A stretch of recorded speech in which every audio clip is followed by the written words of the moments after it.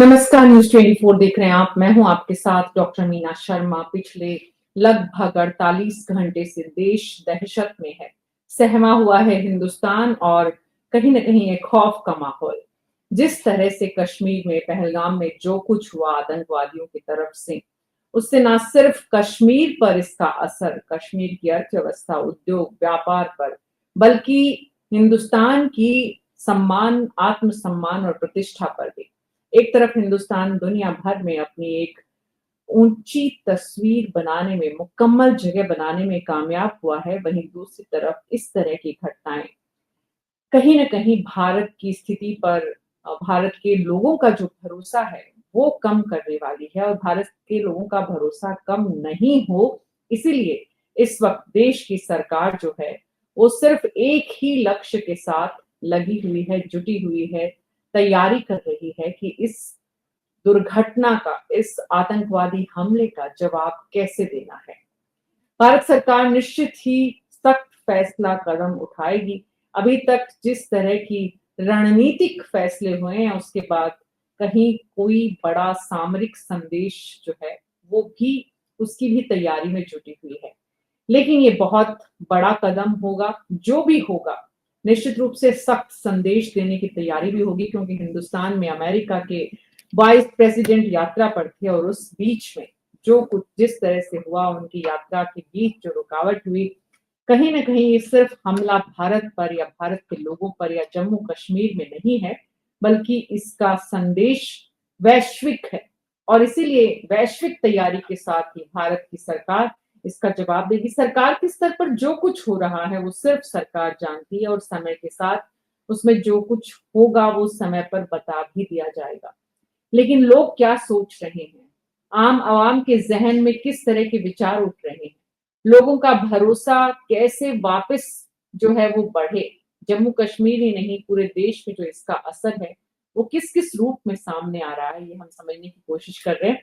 हमारे साथ नमित जैन बीजेपी के प्रवक्ता हैं, जगदीश शर्मा जी वरिष्ठ पत्रकार हैं, राकेश वशिष्ठ जी वरिष्ठ पत्रकार हैं। क्योंकि राजस्थान में थे उस वक़्त जब ये हमला हुआ, अमेरिका के जो वाइस प्रेसिडेंट हैं और इसलिए राजस्थान की सीमा वैसे भी पाकिस्तान से जुड़ी हुई है। इतना ही नहीं, हमारे देश के प्रधानमंत्री जो हैं वो हिंदुस्तान में नहीं थे और वो जहाँ थे, वहाँ पर भी कहीं न कहीं उससे भी एक सीधा-सीधा वास्ता, ताल्लुक पाकिस्तान का या आतंकवादियों का है। पीएम मोदी की चेतावनी है कि अब आतंक की फैक्ट्री पाकिस्तान जो है उसमें बंद होगी। पाकिस्तान का क्या होगा? भारत के 5 प्रहार से कैसे घुटने पर आया है पाकिस्तान? घुटने पर वाक़ई में पाकिस्तान है, ख़ास करके वो लोग जिनको आना चाहिए। क्या पहलगाम आतंकी हमले का बदला शुरू हो गया है? नमित जैन जी, सबसे पहले तो आप ये बताइए कि सरकार केंद्र की जो काम कर रही है, उसका राज्यों की सरकारों और पार्टी के तमाम जो संगठन पर संदेश कुछ है इस मुद्दे पर कि किस तरह से लोगों के बीच जाना है और क्या बोलना है? मीना जी देखिए, आपका जो सवाल है, ऐसी हमारे कोई चर्चा नहीं है, हमारे संगठन में ऐसी कोई बात नहीं है और संदेश का ये विषय भी नहीं है।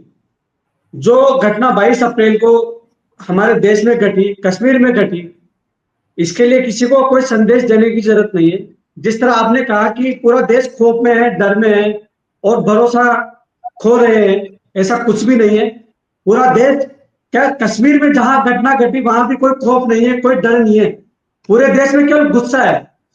गुस्सा है उन आतंकवादियों के खिलाफ, जिन आतंकवादियों ने हमारी धरती पर आकर और ऐसा कुकृत्य किया है कि धर्म पूछकर मारा गया है उनको। एक एक से पूछा गया, कलमा पढ़वाया गया और धर्म के नाम पर हत्या हुई। विश्व में, देश में नहीं, पूरे विश्व में ऐसी घटना पहली बार घटित हुई है और इनको बख्शा नहीं जाएगा। प्रधानमंत्री जी ने एक ही लाइन में सारी बात कह दी है कि ऐसे आतंकवादियों को हम छोड़ेंगे नहीं, पाताल से भी खोज कर निकाल लाएंगे और उनकी वो हालत करेंगे कि उनकी आने वाली पुश्तें, जिन आतंकवादियों ने AK-47 उठाया है, उनकी आने वाली पुश्तें सुई की नोक से भी डरा करेंगी। हम वो हश्र करने वाले हैं उनका। और हिंदुस्तान कश्मीर से लेकर कन्याकुमारी तक पूरा हिंदुस्तान एक ही बात कह रहा है कि मोदी जी बदला चाहिए, उन आतंकियों को खत्म करना है। और सरकार भी यही कह रही है और सरकार ने कर भी दिया है। जो डिप्लोमेटिक काम होने थे, जो डिप्लोमेटिक कदम उठाने थे, वो उठा लिए हैं। और 5 बड़े कदम सिंधु जल समझौते सहित 5 बड़े कदम उठा लिए गए हैं और पाकिस्तान का हुक्का पानी बंद करने की पूरी तैयारी कर ली गई है।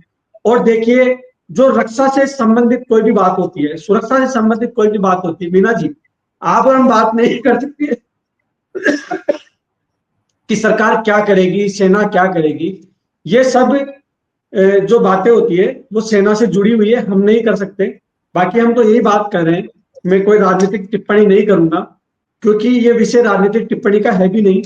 पूरा हिंदुस्तान एक होकर लड़ेंगे आतंक के जो खिलाफ। आज रक्षा मंत्री जी ने सभी सर्वदलीय बैठक बुलाई है और सभी 16 दलों के नेताओं को बुलाया है। शायद वो मीटिंग चालू भी हो चुकी है और सब मिलकर लड़ेंगे। लेकिन देखिए मीना जी, कोई भी बात होती है कि आतंक की घटनाएं आज पहली बार नहीं, पहले भी होती आई है। लेकिन जिस तरह की घटना थी, हिंदुस्तान में आकर आतंकवादी हिंदुस्तान के नागरिकों से पूछ रहे हैं कि आप हिंदू है या मुसलमान है, और फिर उस तरह से गोली मारकर उनको बेरहम लोगों को बेगुनाह लोगों को बेरहमी से मारा गया। तो पूरा देश गुस्से में है, केवल और केवल गुस्सा है, कोई डर नहीं है। हम हमारा हिंदुस्तान है। और जिस तरह से पिछले सालों में आतंकवादी घटनाओं में कमी आई है, सरकार का एक प्रण था और सेना ने जो करके दिखाया कि आतंकवादी घटनाएं बिल्कुल कम हो गई थी, लेकिन एकाएक इस तरह की घटना ने हमें मजबूर कर दिया है सोचने पर कि हम क्या कर रहे हैं। सबसे पहले सुरक्षा की जो बात करते हैं, उस सुरक्षा पर ध्यान देंगे। और प्रधानमंत्री मोदी जी ने यही बात कही है कि हम किसी भी बात पर समझौता नहीं करेंगे और इनको कड़ा सबक सिखाएंगे। जी मीना जी। कड़ा सबक सिखाएंगे, लेकिन आपने कहा कि इसमें संगठन में इसको लेकर किसी तरह की बात नहीं है, संदेश देने की भी कोई जरूरत नहीं है। गुस्से में है पूरा हिंदुस्तान। राकेश वशिष्ठ जी, ऐसे संवेदनशील मुद्दे पर सिर्फ सरकारों का ही काम है या उससे आगे राजनीतिक दलों का भी अपनी जनता के गुस्से और भरोसे को और ज्यादा बढ़ाना, गुस्से को कम करना, भरोसे को बढ़ाने, और भी कुछ राजनीतिक दलों की जिम्मेदारी ऐसे नाजुक मोड़ पर बन जाती है? बिल्कुल। इस समय जो स्थिति पैदा हुई है मीना जी, उसमें पूरे देश को एक होने की जरूरत है। जिस तरीके से घटना घटित हुई 22 अप्रैल को, और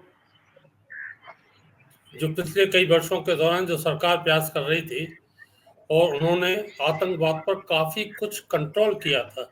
ये खत्म तो नहीं हुआ था, अगर खत्म हो गया होता तो ये घटना घटित ही नहीं होती।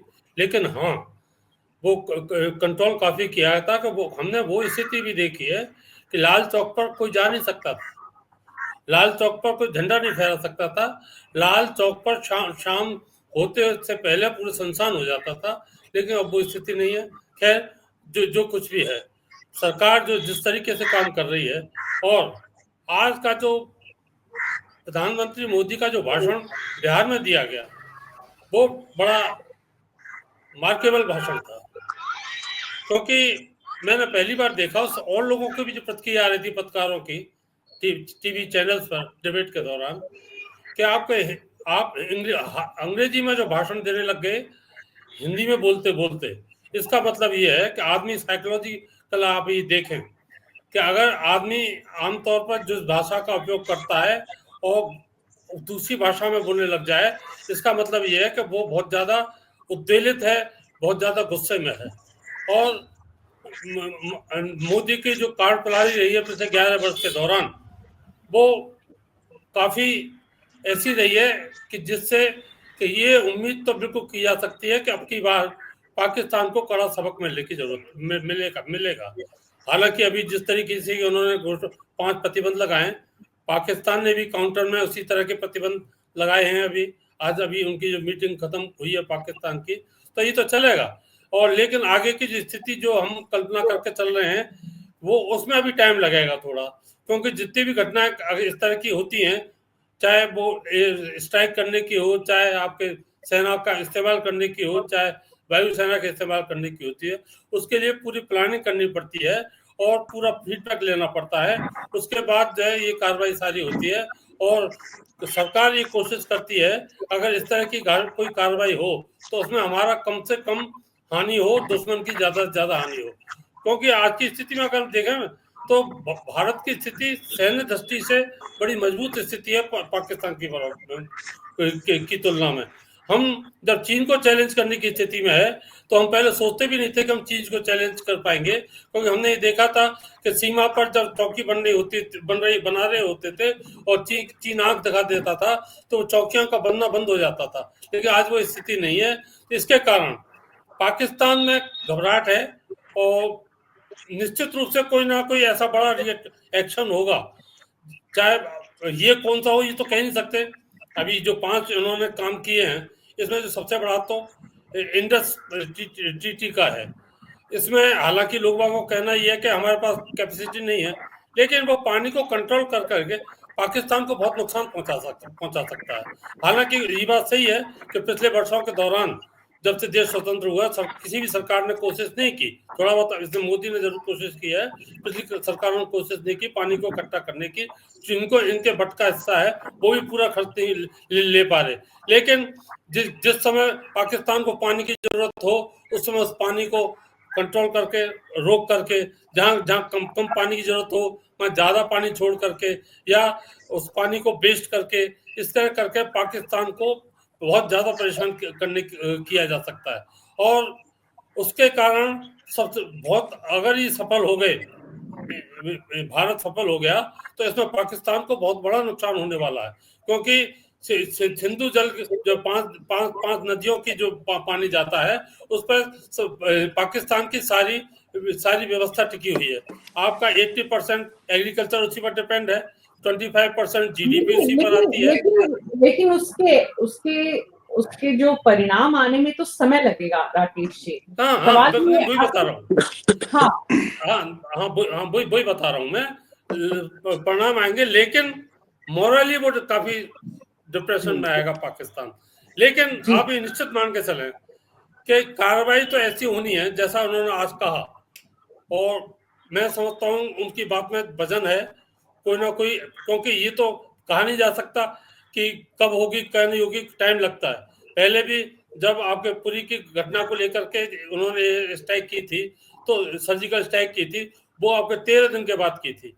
इजराइल ने भी जब की थी वो 16 दिन के बाद अपनी कार्रवाई शुरू की थी। इसके लिए सारी व्यवस्थाएं होती है।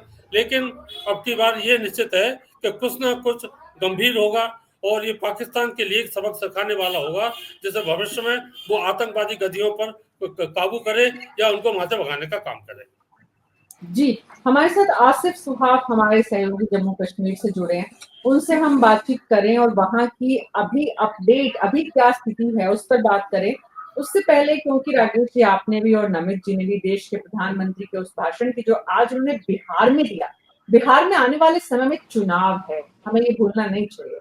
और बिहार में अब जब कार्यक्रमों का, आज तो खैर लोकार्पण कार्यक्रम था, बड़ी संख्या में योजनाओं का उद्घाटन प्रधानमंत्री ने बिहार में जाकर किया है, लेकिन वहां जाकर संदेश पाकिस्तान को क्या कुछ दिया है, सुनाते हैं हमारे दर्शकों को। अप्रैल को जम्मू कश्मीर के पहलगाम में आतंकियों ने मासूम देशवासियों को जिस बेरहमी से मारा है उससे पूरा देश व्यथित है। कोटि कोटि देशवासी दुखी हैं। देश के दुश्मनों ने भारत की आत्मा पर हमला करने का दुस्साहस किया है। मैं बहुत स्पष्ट शब्दों में कहना चाहता हूं, जिन्होंने ये हमला किया है उन आतंकियों को और इस हमले की साजिश रचने वालों को उनकी कल्पना से भी बड़ी सजा मिलेगी। सजा मिलकर के रहेगी।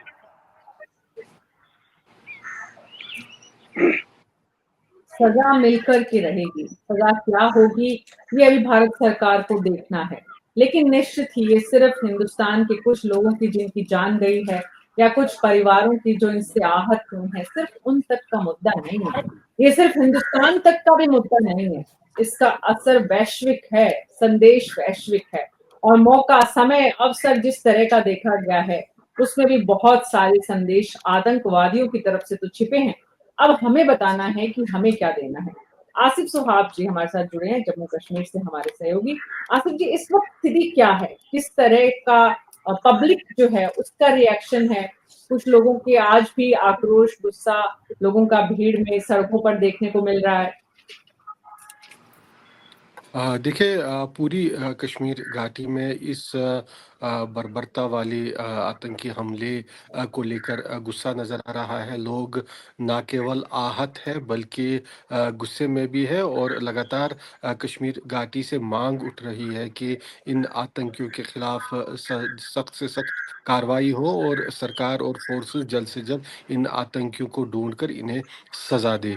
इसके लिए यहाँ पर एक तरफ जो आम पब्लिक है, जो लोग हैं, आम लोग हैं, वो सड़कों पर निकल आए, उन्होंने प्रदर्शन किए, कैंडल लाइट मार्च निकाले। तो वही दूसरी तरफ पॉलिटिकल पार्टीज ने भी अपना गुस्सा दर्ज किया। यहाँ तक कि आज यहाँ श्रीनगर में इस समय ऑल पार्टी बैठक भी हो रही है। उमर अब्दुल्ला, फारूक अब्दुल्ला, महबूबा मुफ्ती, जितने भी प्रमुख नेता है जम्मू कश्मीर के, वो इस ऑल पार्टी बैठक में मौजूद है। और साथ साथ में ग्राउंड पर हम एक्शन भी इससे संबंधित देख रहे हैं। जब से ये आतंकी घटना घटी है उस समय से लगातार यहाँ पहलगाम में, जहाँ मैं अभी मौजूद हूँ, सर्च ऑपरेशन चलाया जा रहा है, कॉम्बिंग ऑपरेशन हो रहा है। पहलगाम और इसके आसपास के इलाकों में, खासतौर पर 22 सरन की जो घाटी है जहाँ आतंकियों ने इस वारदात को अंजाम दिया, उस पूरे इलाके को फोर्सेस ने घेर रखा है। पैरामिलिट्री फोर्सेस के क्विक रिएक्शन कमांडोज, सेना के para commandos, Jammu Kashmir police के स्पेशल ऑपरेशन ग्रुप के कमांडो, सारे लगे हुए हैं। ज़मीनी रास्ते पर एक एक इंच को यहाँ पर छाना जा रहा है। तो वही आसमान से भी लगातार हेलीकॉप्टर के ज़रिए इन जंगलों पर नज़र रखी जा रही है। दूसरी तरफ जो हमें सूचना मिल रही है कि 250 से अधिक संदिग्धों को पुलिस ने डिटेन कर लिया है। उसमें काफ़ी OGWs जो आतंकियों के मददगार कहलाते हैं वो है, संदिग्ध है, और दूसरे जो आतंकी रह चुके हैं या पूर्व आतंकी सरेंडर्ड मिलिटेंट्स जिन्हें कहा जाता है, उन्हें पूछताछ की जा रही है ताकि इस आतंकी हमले से संबंधित अगर कोई जानकारी निकल कर आती है तो उस पर सरकार की तरफ से, फोर्सेस की तरफ से कार्रवाई हो। तो यहाँ जम्मू कश्मीर में लगातार एक्शन देखने को मिल रहा है। नियंत्रण रेखा पर हाई अलर्ट घोषित कर दिया गया है। वहाँ पर सेना पूरी तरह से अलर्ट पर है और यही कारण है कि कल भी एक घुसपैठ की कोशिश को सेना ने नियंत्रण रेखा पर विफल करते हुए 2 घुसपैठिए आतंकियों को मार गिराया। और दोहरा जो यहाँ पर एक्शन है वो देखने को मिल रहा है। एक तरफ फोर्सेस की ये कार्रवाइयाँ हो रही है तो वही दूसरी ओर से जो जांच एजेंसियां हैं जैसे NIA, national investigation agency, SIA, state investigation agency, crime branch, सारे जो है वो बाईसरन की घाटी में सबूत जुटा रहे हैं और वहां पर हर एक चीज की बारीकी से जांच की जो जा रही है। स्थानीय लोग हैं आसिफ सुहाब इसमें शामिल थे, जो स्थानीय आतंकवादी, उनके फैमिली, उनके परिवार, उनके परिजन, उनके दोस्त, उन लोगों के बारे में किसी तरह की कोई जानकारी जो है, कोई अपडेट आया है?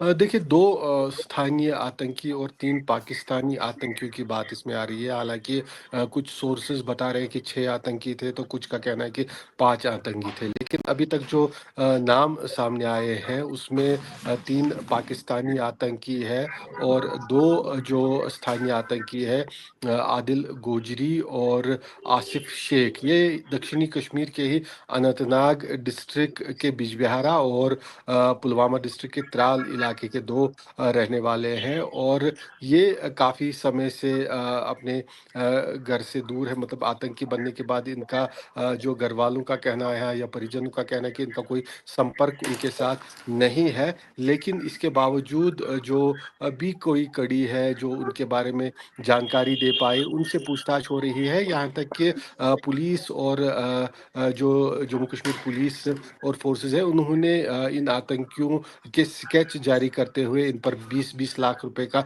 इनाम घोषित किया है कि जो भी कोई इन आतंकियों के बारे में सूचना देता है उसे 20 लाख रुपए का इनाम दिया जाएगा। यानी हर संभव कोशिश की जा रही है कि जल्द से जल्द इन आतंकियों तक पहुंचा जा सके। जिस प्रकार से प्रधानमंत्री को भी आपने सुना कि उन्होंने कहा कि इन आतंकियों को ऐसी सजा देंगे कि इन्हें जो है जमीन भी नहीं मिल पाएगी। तो उसके चलते यहाँ पर फोर्सेस हर संभव कोशिश कर रहे हैं कि जल्द से जल्द इन आतंकियों तक पहुंचा जा सके जो इस क्रूर हमले के पीछे है, जिन्होंने इस हमले को अंजाम दिया है।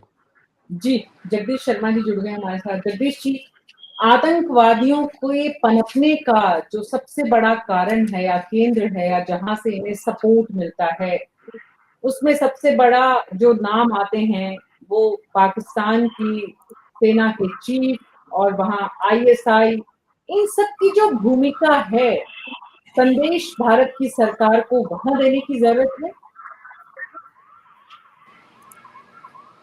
देखिए मीना जी, ये सब कुछ बिल्कुल क्लियर है सरकार के लिए भी, और ज्यादातर पब्लिक भी हिंदुस्तान की यह जानती है कि उसको किस जगह पर अटैक करना है, किस जगह अपनी जो शक्ति है, उसको ध्यान है, उसको कहाँ केंद्रित करना है, और कौन लोग हैं जो इस तरह के झंझटों में पड़े रहते हैं, इस तरह के क्राइम में इन्वॉल्व रहते हैं, कौन कौन से संस्थाएं।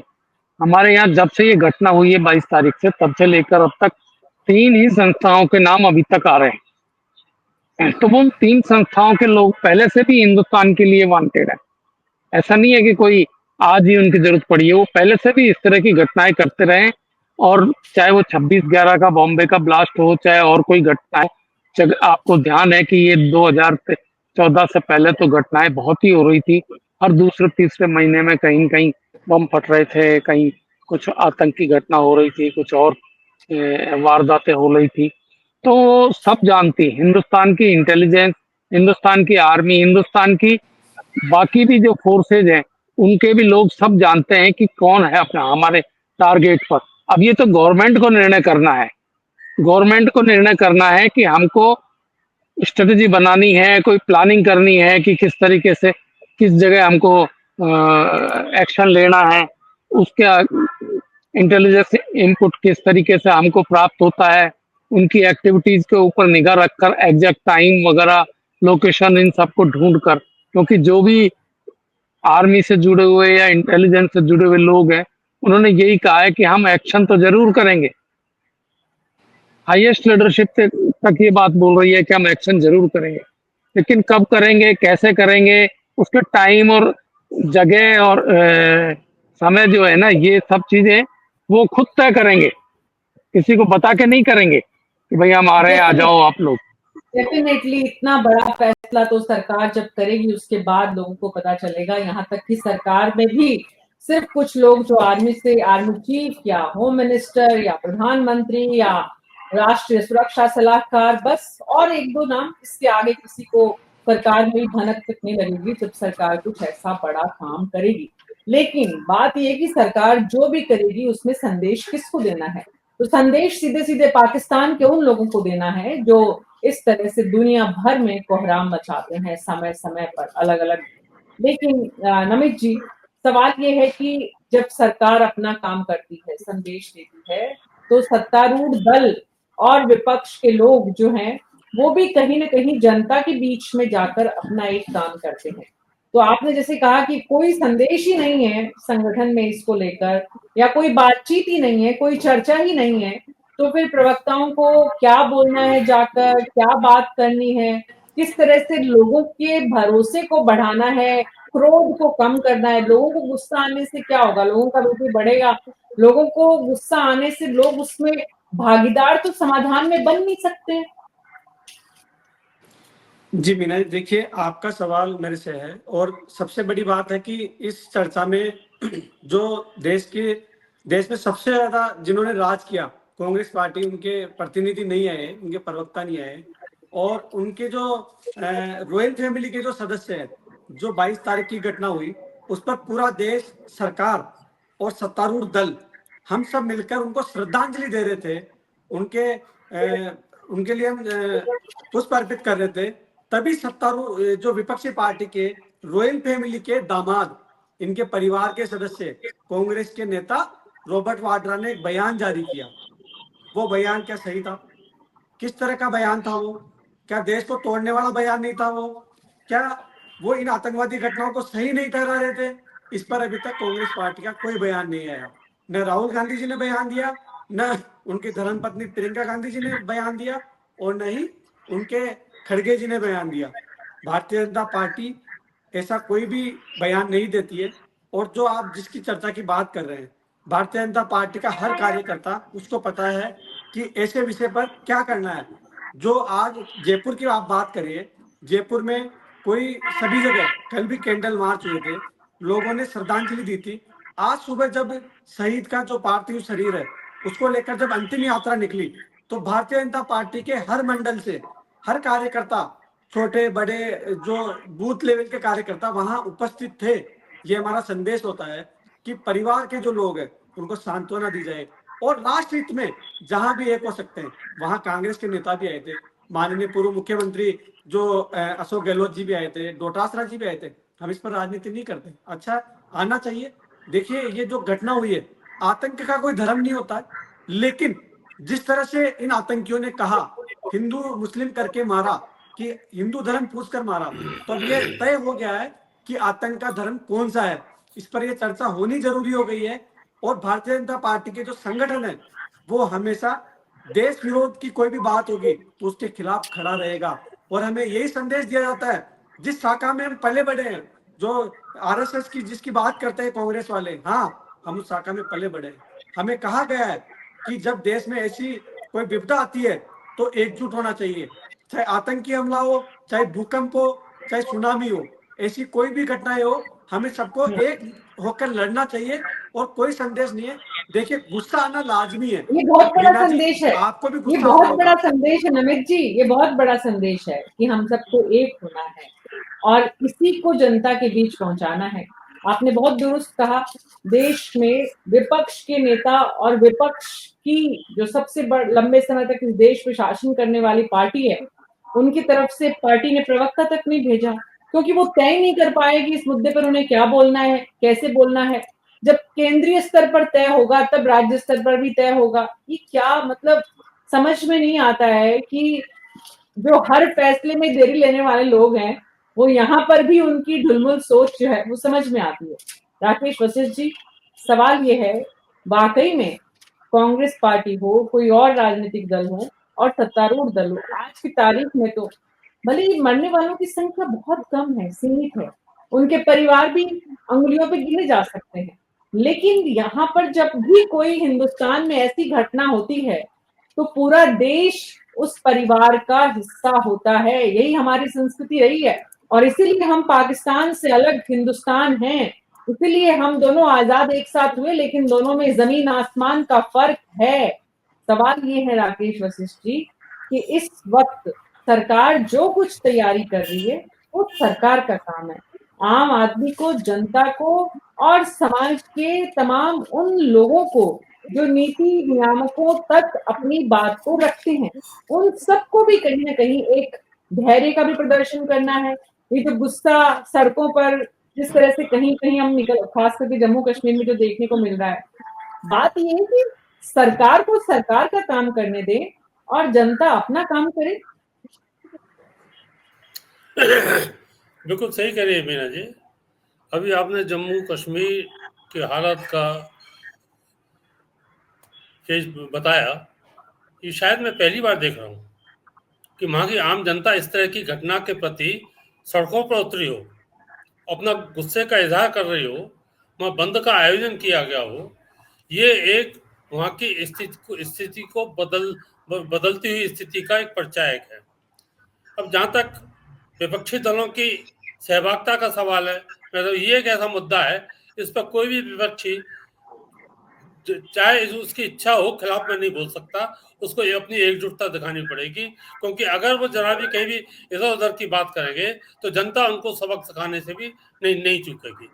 तो इसलिए अब तक चाहे कुछ विपक्षी दल हमेशा भाजपा मोदी सरकार का हर संभव विरोध करते रहे हो, चाहे नेता कोई भी हो, लेकिन अब विरोध करने की कोई ऐसी स्थिति नहीं है कि वो विरोध कर पाए।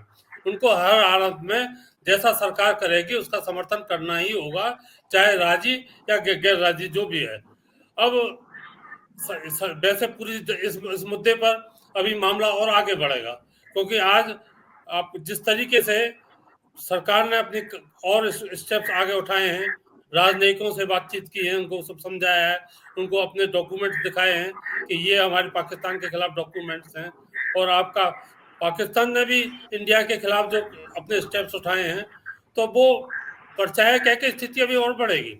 लेकिन एक बात जरूर है, क्योंकि आजकल हिंदुस्तान और पाकिस्तान की तुलना अगर हम देखें तो भारत की स्थिति कहीं ज्यादा मजबूत है। तो अगर कहीं थोड़ा संघर्ष की स्थिति आई वो लंबा नहीं होगा, और जो इनकी स्ट्रेटेजी होगी वो ऐसी होगी कि जिससे कम समय में ज्यादा नुकसान करने की हो। अब इनके पास दो कच्ची नसें हैं, दो कच्ची नसें हैं पाकिस्तान की। एक तो आपका पाक अधिकृत कश्मीर और दूसरा बलूचिस्तान। दोनों जिस तरीके से आंदोलित रहे, और उसमें अपरोक्ष रूप से इस बात को माना जाता है, चाहे अंतरराष्ट्रीय स्तर पर भी और देश में भी, कि कहीं ना कहीं इनको यहाँ से फीडबैक मिल रहा है, क्योंकि सरकार कई बार कह चुकी है कि ये कश्मीर हमारा है, हम इसे लेकर रहेंगे। तो ये जो कार्रवाई हो रही है अब, इसमें ये भी हो सकता है कि इसमें लेकर के कोई आगे कदम उठाएं। ये तो आप निश्चित मान के चलें मीना जी। तो अगर कोई कार्रवाई होती है, नहीं एक बात, अगर इसमें कोई कार्रवाई होती है और फौज की ऐसी स्थिति बनती है, अंदर घुसती है, तो उस जमीन को वो वापस करने की स्थिति नहीं होगी, क्योंकि एलओसी की जो स्थिति है ना, वो तो एक टेम्परेरी है। तो वो पाकिस्तान हिंदुस्तान ये हमेशा ही दावा करता रहा ये जमीन हमारी है, तो पहले जैसी गलतियां नहीं होंगी जो सन 71 और 65 में की गई, कि वो जीती हुई जमीन भी उनको वापस कर दी गई। जो भी जितना भी जीते, जो भी स्थिति कर पाए, इसके लिए पूरी, क्योंकि कल सेनाध्यक्ष जा रहे हैं आपके जम्मू कश्मीर में वहां की स्थिति का जायजा लेने के लिए, और सेना पूरी तरह अलर्ट है, और अब अलर्ट मोड पर आ चुकी है तीनों ही विंग जो है। आज मिसाइल का भी परीक्षण किया है इन्होंने, नौसेना ने, जो इस बात का द्योतक है।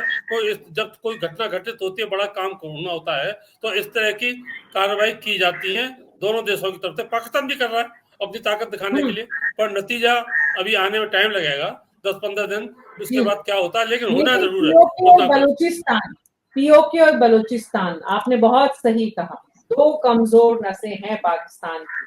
जगदीश शर्मा जी, इन दोनों में से अगर कहीं कोई सरकार अपने टारगेट में रखती है, तो निश्चित रूप से भारत को इस मुद्दे पर वैश्विक समर्थन की अगर बात करें तो किस रूप में मिलेगा, या सरकार अभी उस तरफ देखेगी नहीं? एक बात और कह रहा हूँ, दिवालिया स्थिति जो उनकी आर्थिक हालत जो खराब है, वो बहुत इतनी है कि वो युद्ध झेलने की स्थिति में नहीं है। जरा सा भी अगर युद्ध हो गया, स्ट्राइक हो गई, उसी में उनकी आर्थिक रूप से हालत खराब हो जाएगी और उनको लेने देने पड़ जाएंगे। तो जगदीश जी, ये समय आ गया है जब उनको दिखा दिया जाए भारत सरकार की तरफ से।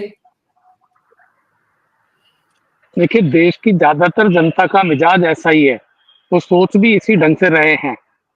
तो हिंदुस्तान की तरफ से कुछ न कुछ किया जाएगा, ये सुप्रीम लेवल से अनाउंस हुआ है बाकायदा। आज बिहार का भाषण भी आपने देखा है, मैंने भी देखा है उसको। तो वो तो तय है कि निश्चित कुछ न कुछ किया जाएगा। क्या किया जाएगा, किस रेंज का किया जाएगा, कुछ लेवल तक किया जाएगा। अब उसमें ये अभी राकेश जी ने दोनों मुद्दे उठाए कि भाई पीओके और वहाँ जो है बलूचिस्तान में जो एक्शन अगर मान लो लेते हैं हम, तो बलूचिस्तान तो ऐसा है कि वो अपने लगती हुई बॉर्डर नहीं है, इसलिए वहाँ की लड़ाई तो एक अलग किस्म की लड़ाई है। लेकिन पीओके हमारे बिल्कुल साथ, हाँ, पीओके हमारे साथ है। पीओके बहुत लंबे समय से कहीं न कहीं पीओके के लोग तो खुद ही हिंदुस्तान के साथ आना चाहते हैं। आना भी हाँ, चाहते हैं, आज परिस्थितियां भी हैं, तो ये राइट टाइम भारत सरकार इसे बना सकती है जगदीश जी? जी, बिल्कुल। और लेकिन अभी जैसा पहले चर्चा हो चुकी है, राकेश जी भी कह चुके हैं और बाकी जगह देश में भी ये बात हो रही है कि टाइम जो है वो ऐसा नहीं है कि बस अब हुआ ही घटना तो तुरंत ही हमको कुछ एक्शन करना चाहिए। उसके लिए मिलिट्री ऑपरेशंस के लिए थोड़ी पोजीशंस की ज़रूरत पड़ती है, प्लानिंग की ज़रूरत पड़ती है, बहुत सारे रिसोर्सेज़ की ज़रूरत पड़ती है, उनकी पोजीशन तय करनी पड़ेगी, कहाँ-कहाँ किसको बिठाना है, कहाँ-कहाँ किसको पहुँचाना है, कौन-सी आर्टिलरी जाएगी, कौन सी गन्स जाएँगी, कौन से हथियार और दूसरे जाएँगे, मिसाइल यूज़ करनी है या नहीं करनी है। तो बड़े लेवल की प्लानिंग होगी वो, तो उसमें हो सकता है निश्चित महीना भी रूप लग जाए। हाँ, निश्चित मैं रूप से मतलब मुझे बहुत बड़ी प्लानिंग कितना समय भारत सरकार लेती है, कितनी तैयारी से पहले से थी और कितनी तैयारी अब करने में समय लगता है, ये देखना होगा। लेकिन ये भारत की सरकार साफ कर चुकी है कि इस मुद्दे पर वो कहीं न कहीं कोई बड़ा संदेश देगी। न्यूज़ 24 पर आप सबका बहुत-बहुत शुक्रिया इस कार्यक्रम में शामिल होने के लिए, इस चर्चा में शामिल होने के लिए। हम लगातार आपको इस मुद्दे पर अपडेट करते रहेंगे और आप हमारे फेसबुक और यूट्यूब चैनल पर अपने सुझाव साझा कर सकते हैं, हमारे पैनलिस्ट से सवाल पूछ सकते हैं लाइव डिबेट में, कमेंट बॉक्स में जाकर आप सवाल लिख सकते हैं। अभी मेरे साथ इतना ही, नमस्कार।